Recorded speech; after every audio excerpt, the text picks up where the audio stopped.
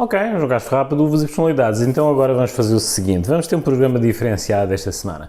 Acompanhando as audiências do Congresso Americano no passado 23 de julho, onde houve um esclarecimento e uma atualização de informação sobre o testemunho e a confirmação de vida alienígena, tá? Por parte de esclarecimentos do Congresso Americano, como eu já disse, no passado 23 de julho de 2023, vamos apresentar na sequência uma entrevista que nós fizemos com o ufólogo e especialista e perito criminal Tony Inajar. Questões que nós fizemos na altura, faremos então a reprise dessa entrevista, mas perguntas prementes que nós fizemos na altura, que de alguma forma vai de encontro àquilo que foi esclarecido no Congresso Americano e cede muitos esclarecimentos. Assim sendo, acompanhem então a reprise de nossa entrevista do Vazios Nados com o perito criminal e ufólogo Tony Inajar. Acompanhem.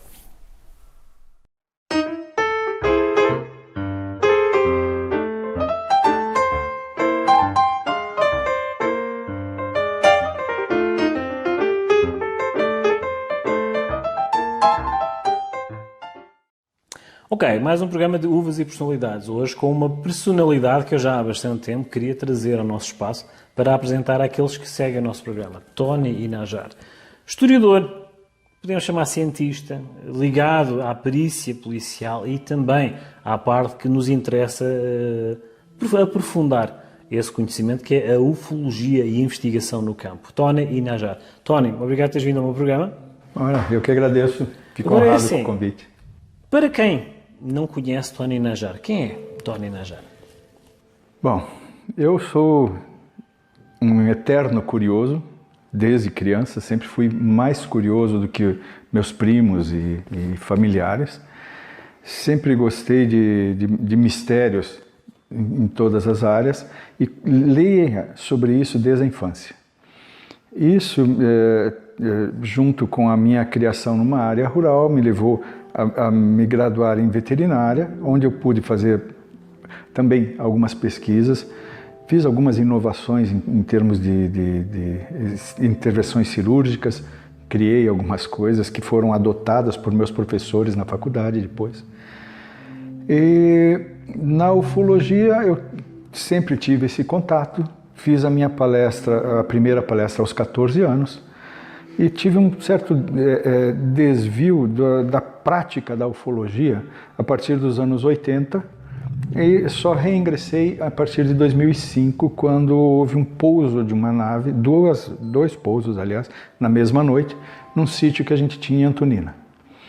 A partir de então, fiz contato com alguns grupos de ufologia, acabei filtrando e permanecendo mais no grupo da revista UFO. Hoje eu faço parte de mais alguns grupos, mas naquela época somente nesse. E já no primeiro ano já passei a integrar o grupo de análise de imagens da revista UFO e passei a coordenar esse grupo e junto com o Givaer, ele veio morar aqui em Curitiba, então eu convivi muito com o Givaer. Convivo muito, e a partir disso passei a fazer também algumas pesquisas de campo, principalmente nos agroglifos, junto com o Givaer. O que me ajudou na ufologia é que eu também sou perito criminal há 28 anos, e dentro da perícia criminal eu me especializei, entre outras coisas, em fotografia forense. Tanto a parte de confecção das fotos, o entendimento da câmera fotográfica, a confecção de fotos técnicas e a revelação das imagens. Então eu compreendo todo o processo fotográfico. Isso me ajudou na análise das imagens, as quais eu venho fazendo já há 16 anos para a revista UFO. E como perito criminal, isso me ajuda na pesquisa de campo. Nos exames de locais de campo, eu tenho um know-how, uma expertise que me auxilia muito nessa questão de perícia de campo, de exames de campo, onde sobram vestígios, né? Locais de pouso, os agroglifos mesmo, né? Todas essas questões, para mim, se tornam um pouco mais fáceis por eu ter essa expertise. E nas entrevistas das pessoas, não é bem a minha área, mas como eu participo e acompanho várias investigações e converso muito com os investigadores e tudo mais, então eu também tenho um pouquinho de noção de que tipo de pergunta fazer, como fazer, que perguntas não fazer também, né? Tu estás num ponto, tu estás numa posição fulcral de uma investigação quando se fala de manifestação extraterrestre, podemos chamar assim. Sim. Tu estás num ponto fulcral, tu estás naquele ponto no fiel da balança, tu tens know-how, tens a parte técnica, a parte científica, estás num organismo que é especialista em filtrar a veracidade. Nesse sentido, já te sentiste de alguma forma intimidado a não revelar essas informações? Não. Na verdade, é o contrário, né? Sempre o pessoal me incentiva realmente a expor e a esmiuçar essas informações. O que acontece, não vou dizer com frequência, mas acontece, que algumas pessoas descreem do fenômeno. E aí, por mais que a gente apresente provas, ela diz assim, você é especialista e você viu isso, mas eu não acredito. Ou seja, elas não acreditam a priori, apesar de se apresentar as provas. Talvez as pessoas tenham, sei lá, medo de que aquilo seja real, algum receio pessoal, algum bloqueio pessoal, e elas se negam a aceitar o fenômeno, apesar de eu apresentar de um modo racional, né? Eu tenho uma especialização em metodologia da ciência, que me ajuda a analisar e expor isso. Tenho um mestrado em gestão ambiental, então eu sei como analisar e sei como apresentar os fatos sem fantasiar, sem colocar a minha emoção naquele relatório, naquele parecer técnico. E apesar disso, por exemplo, no caso dos agroglifos, eu digo, olha, são quase 30 pontos que destacam um desenho autêntico, um agroglifo autêntico, de um agroglifo falso. E apesar de eu dizer, olha, tinha isto, a pessoa ainda diz, mas eu não acredito. Digo, bom, então se a tua questão é crença, aí eu não posso fazer nada. Eu te apresento os fatos. Você aceita os fatos ou contesta os fatos. Mas negar os fatos não dá. Há uma situação também, quando estava cá o Gary King, recebemos o Gary King há uns 5 anos atrás.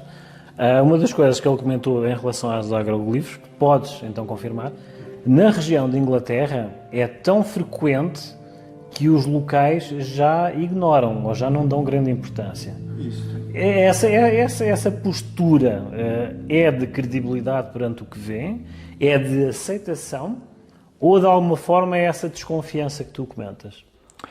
Olha, quando eu estive lá na Inglaterra, eu fui em 3 agroglifos, com o Gary King, né, e o Gevaert também. Eu notei 2 coisas, mais de 2, na verdade, mas uma delas é que a sensação que eu tenho, uma sensação intuitiva, né, nos agroglifos aqui no Brasil, é um tipo de euforia. Lá, essa euforia me dava uma sensação de coisa antiga, como se eu entrasse num sítio arqueológico mesmo, aquela sensação de antigo, dentro do agroglifo, isto. A outra, eu comecei a fazer as mesmas medições e análises que eu faço aqui no Brasil, ou seja, meço, faço croquis, vejo a orientação das plantas e faço medições de campo eletromagnético, enfim, tudo que eu possa mensurar, tudo que eu possa extrair de informação daquela formação.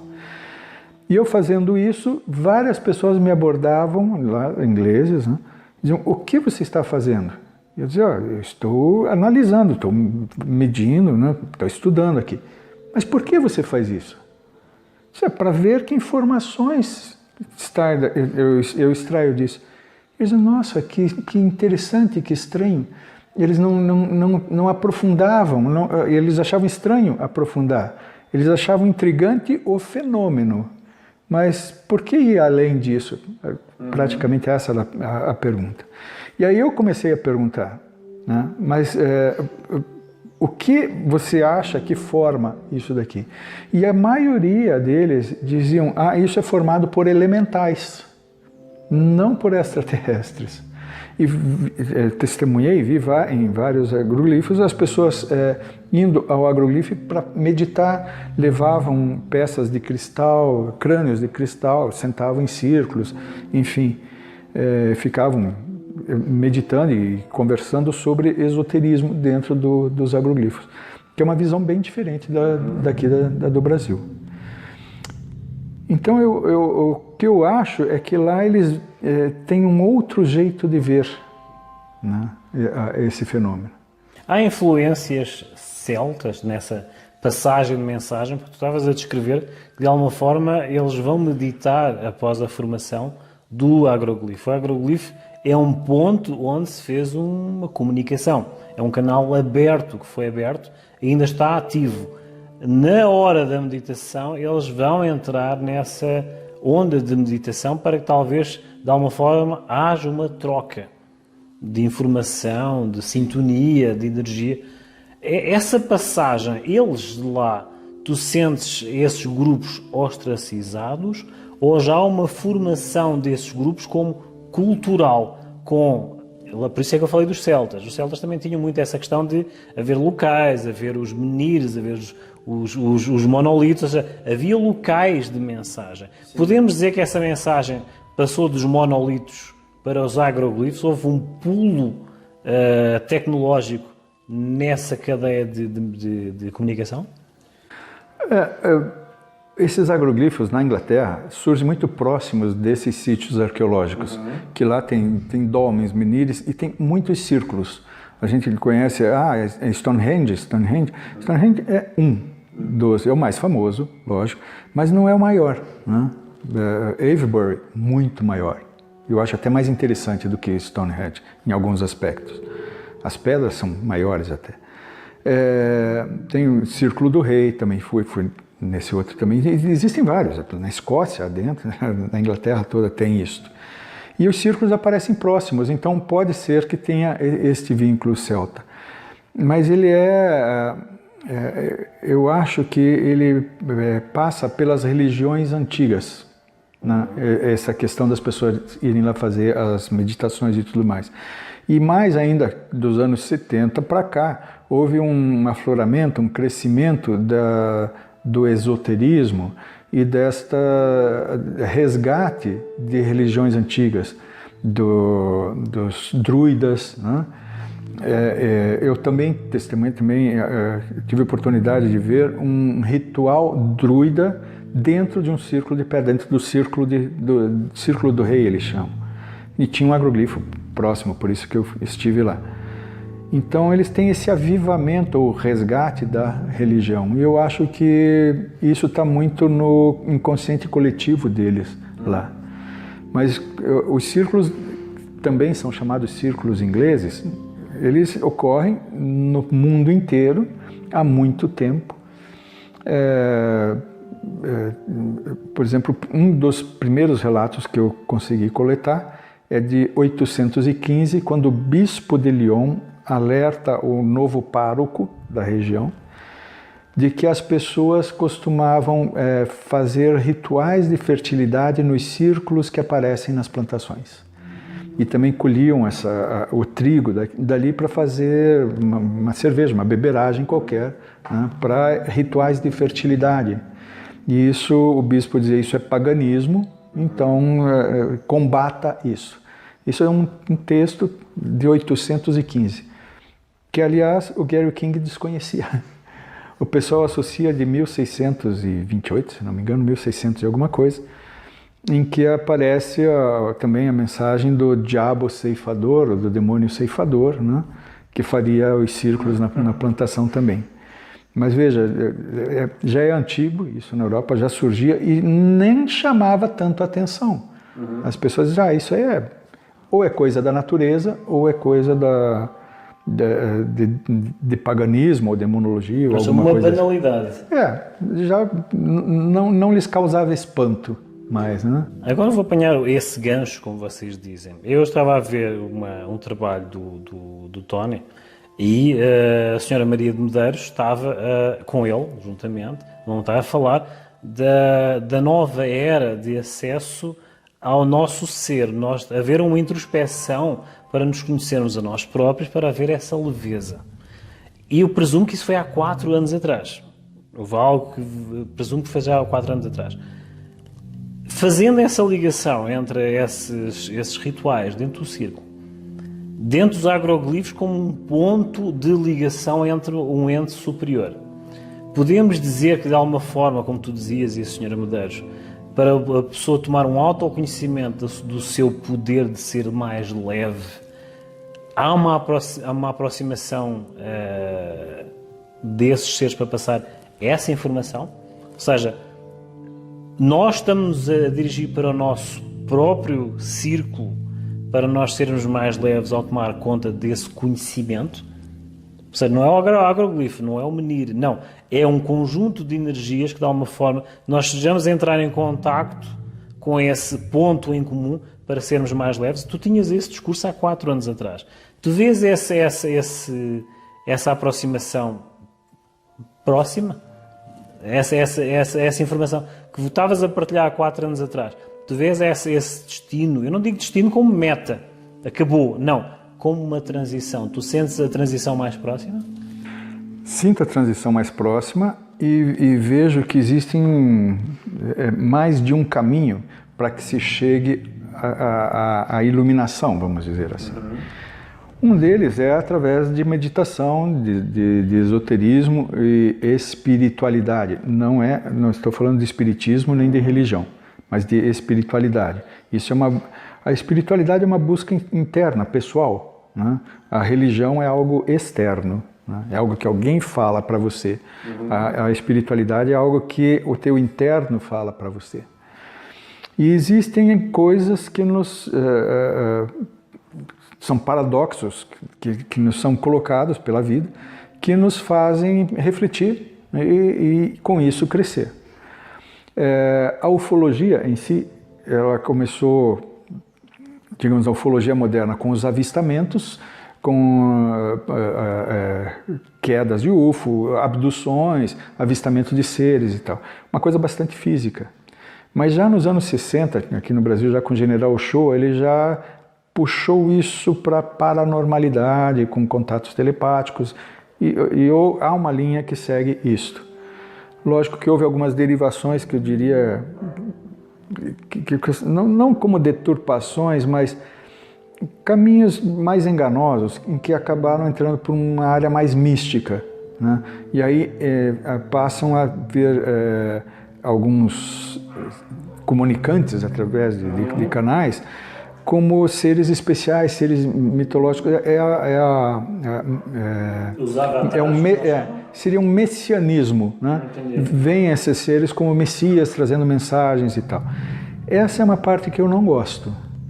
Eu acho que esses avatares, eu vejo as mensagens e é sempre a mesma mensagem. Porque o planeta está se degradando, porque vocês têm que evitar as guerras, e a mensagem é sempre essa. Não sai desse clichê. Então, isso para mim eu descarto, não a priori, leio, mas basicamente eu descarto. Mas eu vejo o seguinte, o estudo da ufologia, passando aí para a psicologia, me fez ver que há um vínculo com a espiritualidade, né? Um vínculo muito forte. Tanto que aí eu fiz algumas palestras já sobre isso, mostrando que esse vínculo já vem de séculos, não é de agora, né? Porque a ufologia também já vem de séculos. E algumas pessoas ainda, se não a maioria, ainda tem relutância se não em aceitar, em compreender isso. O senso comum? O senso comum diz que a ufologia é física. E eu digo que a ufologia é mais espiritualista do que física. Ela se passa muito mais por lá do que nessas 3D aqui. Né? Entendi. Os agroglifos também. Então, voltando um pouquinho, eu já vi alguns canalizadores, alguns médiums, que apresentam notícias do contato de extras a nível de espiritualidade.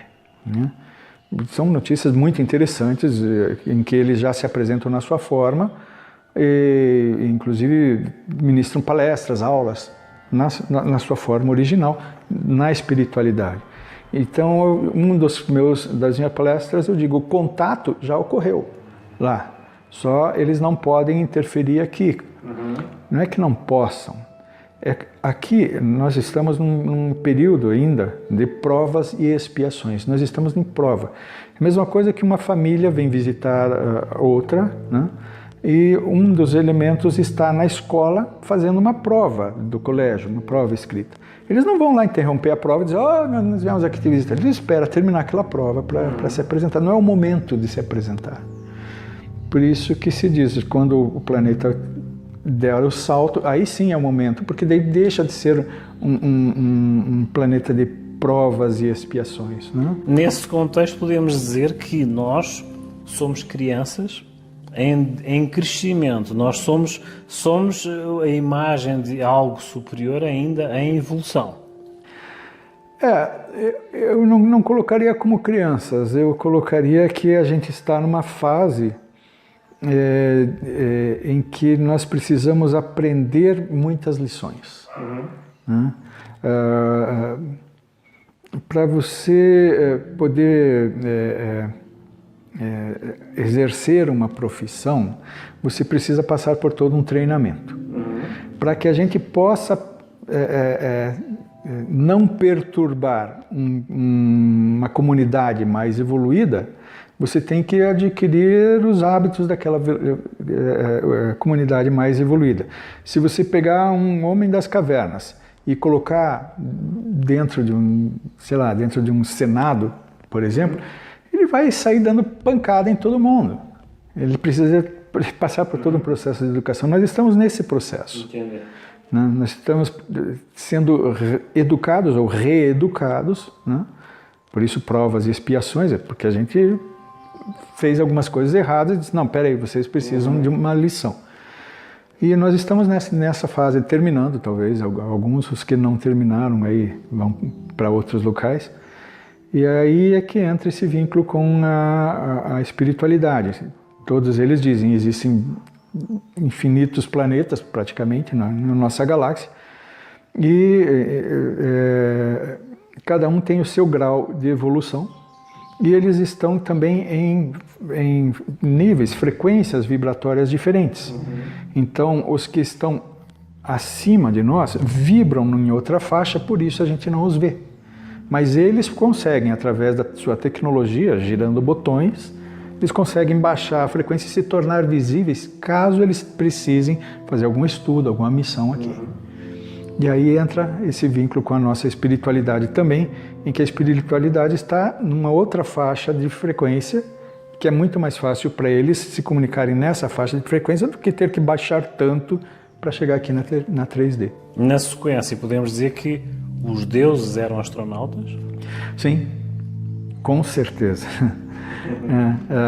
Desde que eu li eram os deuses astronautas, carruagens de fogo, né, numa tradução mais correta, eu entendi isto, né, e desde então eu venho questionando e aí religião alguma mais me serviu, né, porque aquilo que eles apresentam como anjos e a voz de Deus e manifestações de deidade, enfim, eu já vi que, para mim, aquilo é muito mais ufológico do que qualquer outra coisa. Para finalizar, António, é assim, eu geralmente costumo fazer duas perguntas mais intimistas, tá? Qual foi a frase, o texto ou alguma máxima que de alguma forma te acompanhou em todo esse currículo, que já é conhecido, que tu queiras partilhar? Uma máxima, uma frase que sempre te acompanhou dia a dia. Nikola Tesla, pensem no universo em termos de frequência e vibração. É isso. Esta frase é o que, para mim, norteia a ufologia, norteia os agroglifos. E agora, um comum mortal conhece pela primeira vez o Tony. O que é que eles leem nos teus olhos? Essa pergunta é difícil. Talvez vejam curiosidade, né? Que eu tenha esse lado curioso, né? Mas a nível de formação, a pessoa tens o profissional e tens o pessoal. Um comum mortal conhece o teu currículo.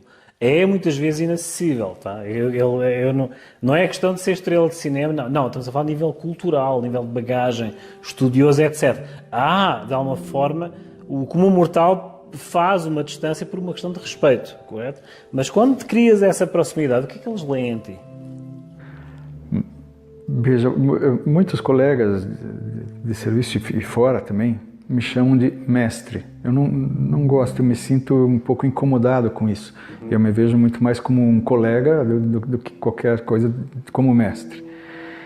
E eu acho que quando se supera essa barreira do mestre, né, dessa coisa do respeito, eu acho que sobra um coleguismo. É aquela coisa de fazer as coisas como parceiro, né?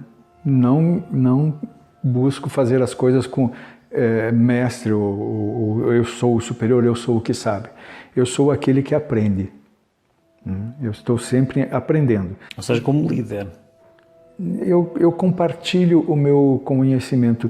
Eu evito ser líder.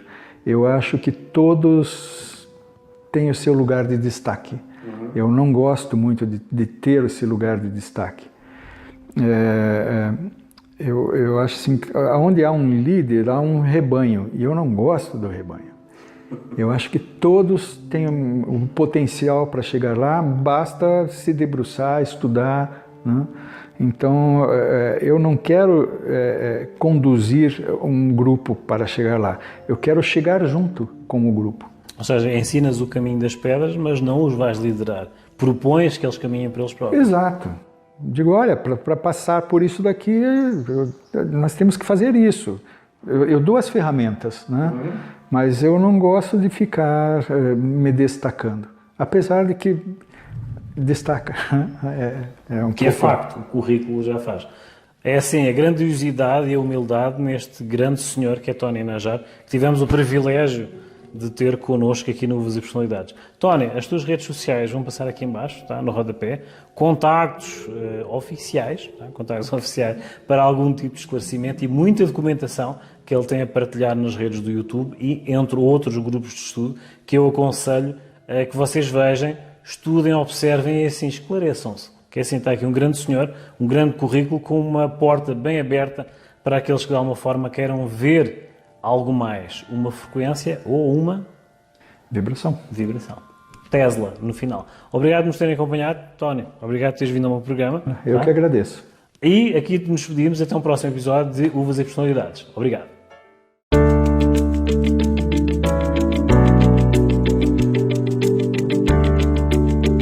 Despachante Guaratuba. Transferências, primeiro emplacamento, não importa o tipo de veículo, nós fazemos para você com agilidade e confiança.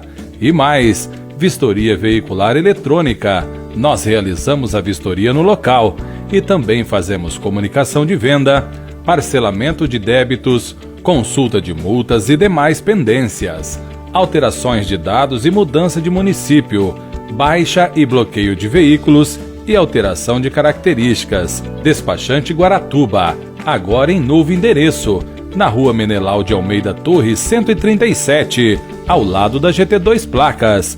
Fone 41 988 76 0017.